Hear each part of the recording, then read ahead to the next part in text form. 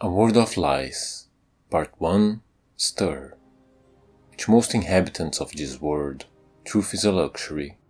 Their existence is chaos and light and fury. Understanding does not alleviate suffering. They have jobs to do and lives to kill. To others, truth is a beacon.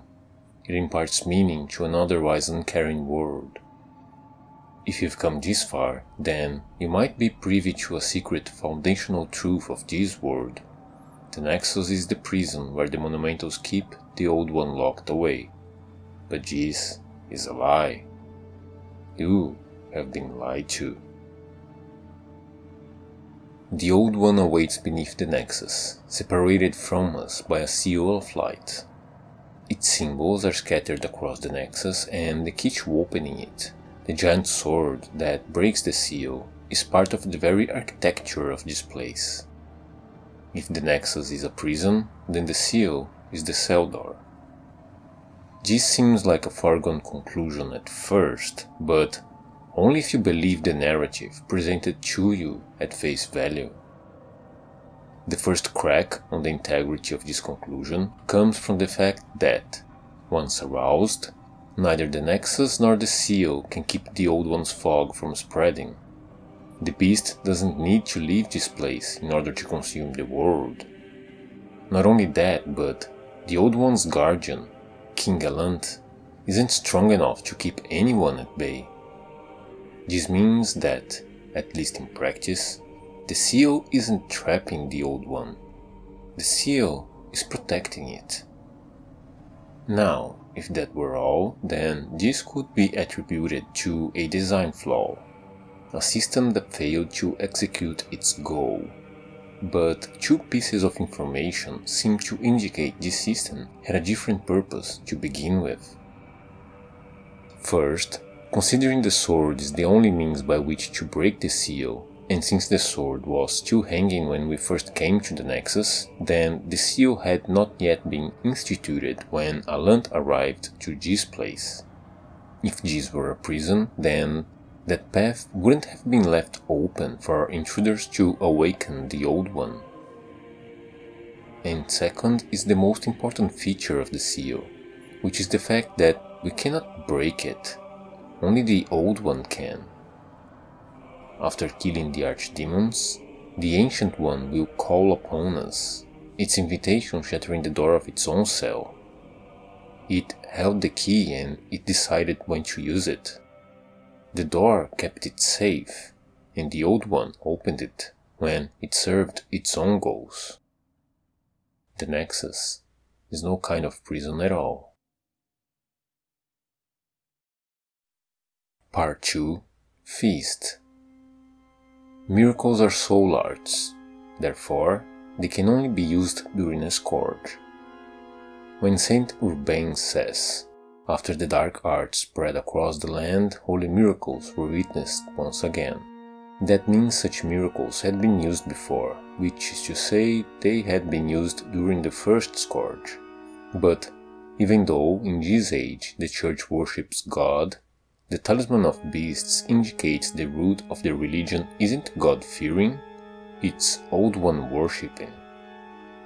Considering the Nexus is explicitly called a temple in Japanese, and that its current purpose seems to be that of housing and protecting rather than imprisoning the Old One, then it's reasonable to assume its original purpose was to worship the beast.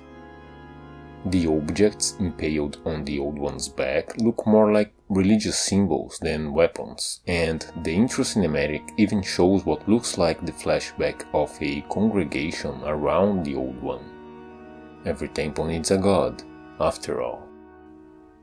Unlike Freck, who needs to deeply study soul arts in order to understand and simulate them, witches can attune soul arts intuitively, given the name and description of the ring of magical nature.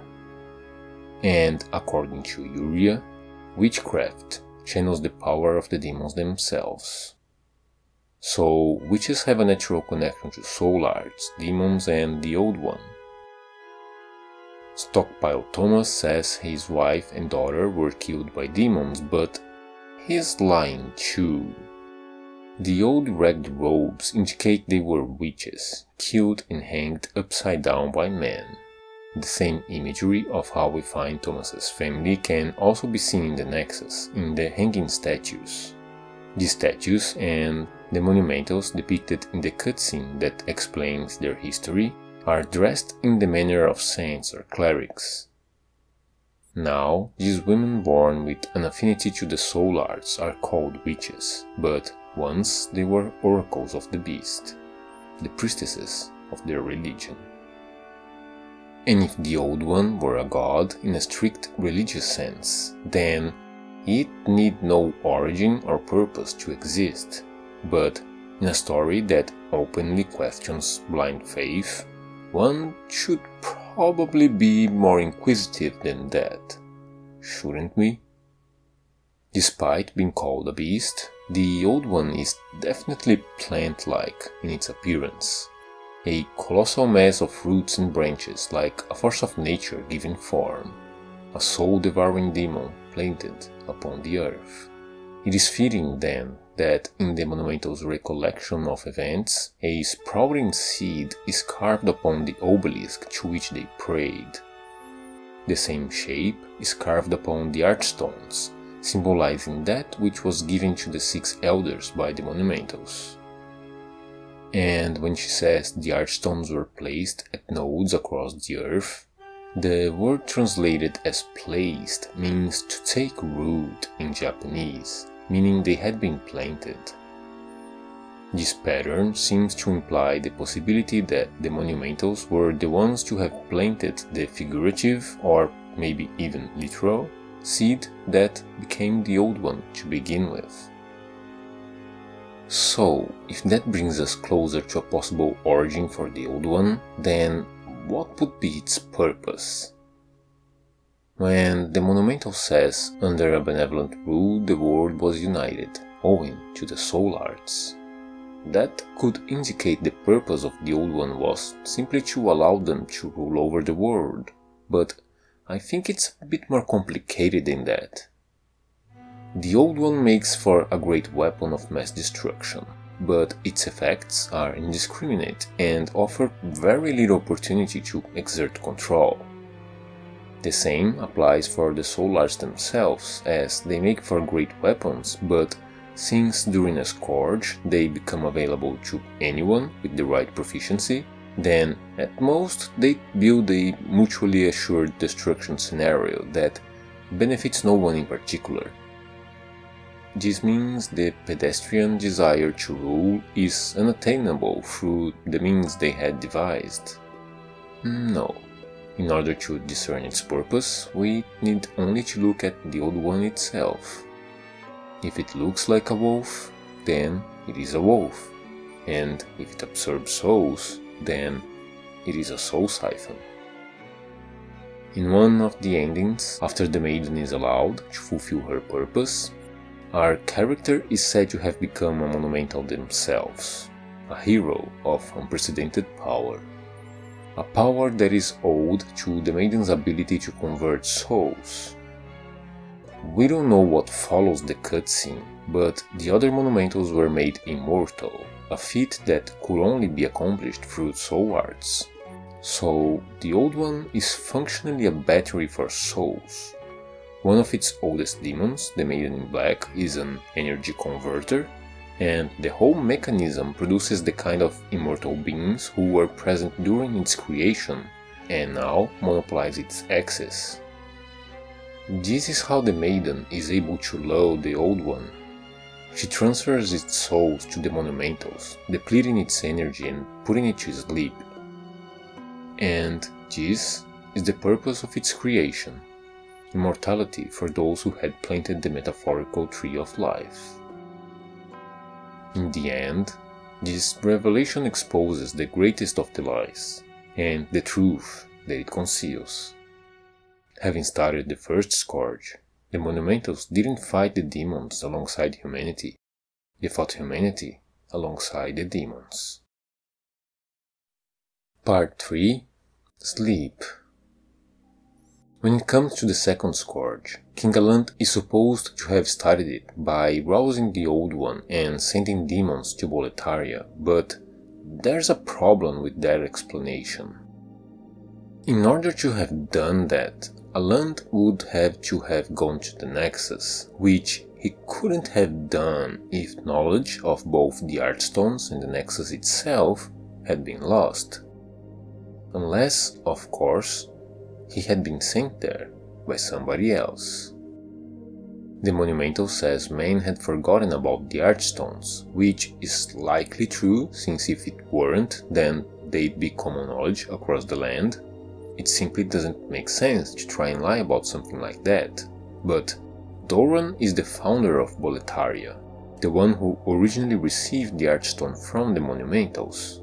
If Doran still lives, then knowledge of the Archstones should have survived with him. But it didn't. This implies such knowledge wasn't lost, it was hidden, and when it comes to Doran, one very important question should be in everyone's mind. Why is he immortal? We know Monumentals extend their lifespan through soul arts, and there'd be none more qualified to have imparted such gift to Doran as well. He is deceptively called a demigod, which is now associated with the theology of the Church of God, but during the First Scourge, in which he fought, it would have been a term linked to the Old One instead. Freck even hints at this when he says that one can acquire the power of a king by absorbing the souls of the Old One. At the end of the First Demon War, he was presented with a choice, figuratively represented by the dichotomy between soul and demon brand: to reject the power of the very demons he had slain, or to embrace it. Having made his choice, Doran was given the soul power necessary to extend his life and became the keeper of the royal swords, which were to be wielded by the future kings of Boletaria. And now Allant, having chosen Soulbrand at his coronation, has made the same decision, even if he didn't know the choice had been presented to him. And it's important to note that he chose that sword, it wasn't given to him. The two halves of the Northern Regalia are effectively an allegiance test, which allows Doran to peer into the heart of the crowned king without tipping his hand. They can identify rulers that would be receptive to the power of the Old One and, therefore, liable to be manipulated by the Monumentals. And now that they had found their newest figurehead, they sent their ministers to conscript him into the war. The king's ministers, commonly known as Fat Officials, appeared in Boletaria before the demons and insinuated themselves into favor with Allant. So, first, this means they came to the king, rather than being brought by him. And second, well, they're not exactly human, are they? In this world, the easiest assumption to make about their nature is that they're demons, and before this court has started, the easiest assumption about their point of origin is the Nexus, which is to say, the Monumental had sent them.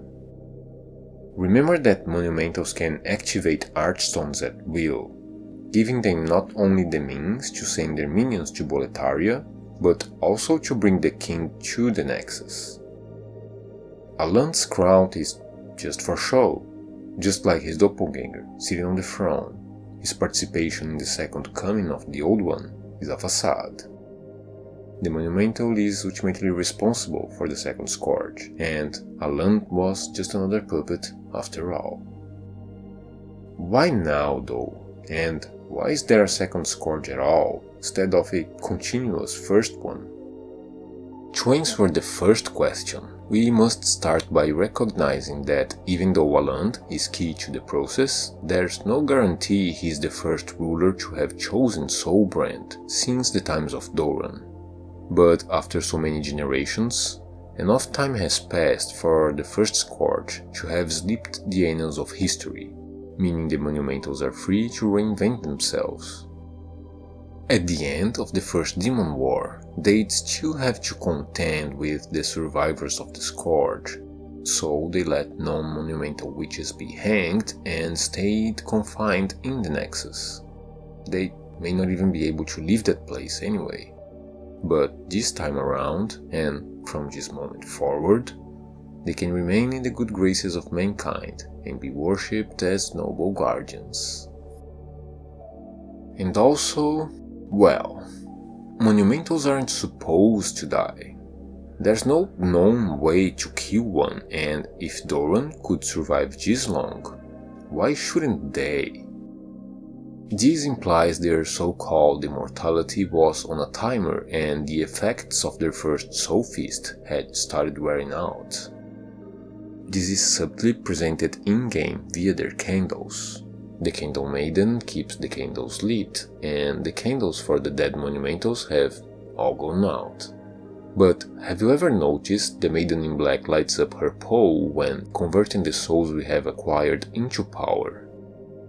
As previously stipulated, the Maiden transferred the souls of the Old One to the Monumentals in order to grant them immortality, but the Nexus itself binds powerful souls, implying she could continue to do so after the Old One was first lulled into sleep, for as long as the Nexus held enough power.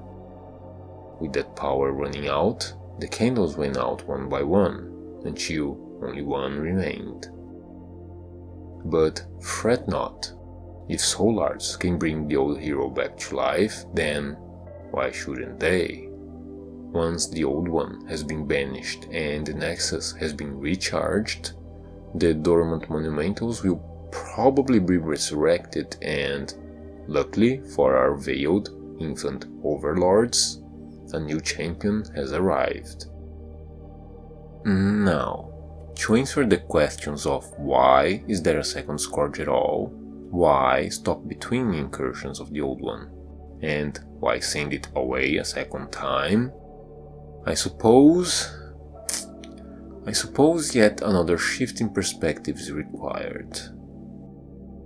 One should not think of scourges as independent occurrences, but rather as recurring phases. Scourges as a whole form a single system.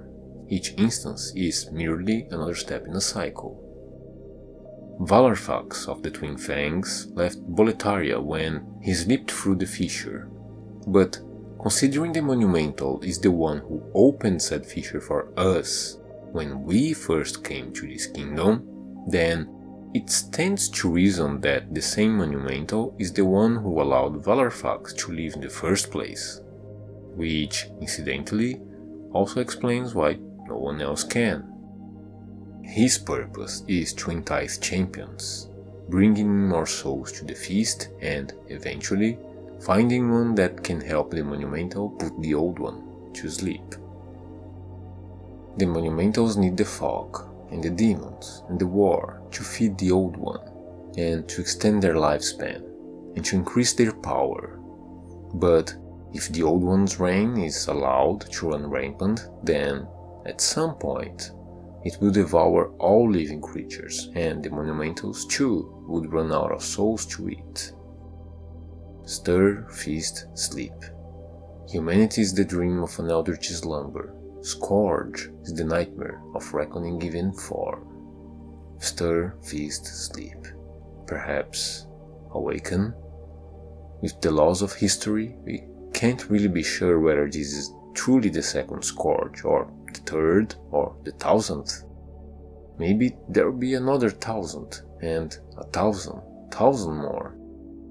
Maybe the only victory humanity can hope for is for everyone to lose. To hell with the Monumentals and the world they have created. To hell with them for unleashing a doom that cannot be contained. Maybe victory comes at the other side of the fog they let loose and the Nexus to quell. Maybe somewhere, someday, hope will be the spark that starts a conflagration to burn the grey, unformed world we all leave behind, to shine new life into this tired Dark Souls of yore. Maybe hope is fighting them today, so that others may fight another day.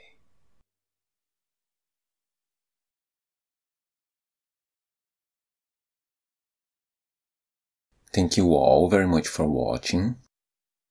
I had played Demon's Souls a while ago, right before Elden Ring came out, and we had been sitting on this series since then, and well, it's nice that they're finally out now.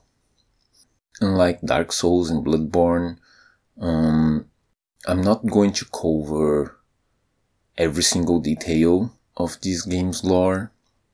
Back when they made Demon's Souls, they kind of didn't have the know-how that they have now, that they would have starting with Dark Souls. Arguably starting with Bloodborne actually, and this game has been around for a while longer, so people have had time to explore its lore a little bit more as well. So this is going to be a 3-part series, and we're focusing more on big picture lore, I think, the things that I found more interesting personally, and that I've been told that, okay, this stuff specifically, it's kind of new. I don't know exactly what the consensus among the community is regarding the lore of this game, but I'm hoping these are all original ideas, and I hope everybody appreciates them. Thank you as always to my wonderful patrons who have been incredibly patient with me this past year.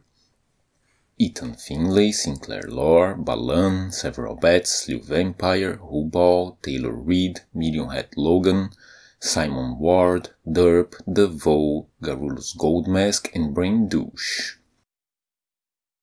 I hope everybody's doing well enough at the beginning of this new year. Stay safe, and I'll see you around.